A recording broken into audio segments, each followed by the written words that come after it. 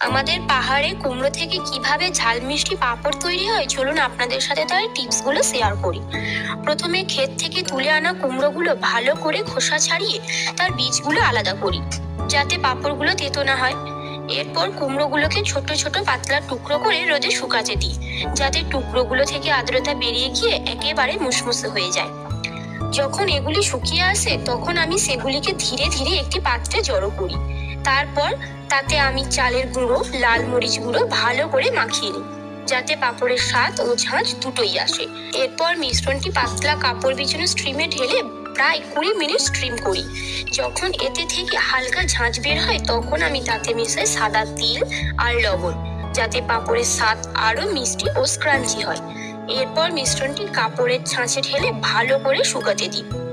এগুলি শুকিয়ে গেলে প্লাস্টিক ছাড়িয়ে ছোট ছোট টুকরো করে কেটে নিই, যাতে বহন করা ও খাওয়া দুটোরই সুবিধা হয়। এই পাঁপড় তৈরির পদ্ধতি যদি আপনাদের ভালো লাগে তাহলে ভালোবাসার সাথে অবশ্যই লাইক কমেন্ট করবেন এবং সাবস্ক্রাইব করে আমাদের পাহাড়ি পরিবারের সদস্য হয়ে যাবেন।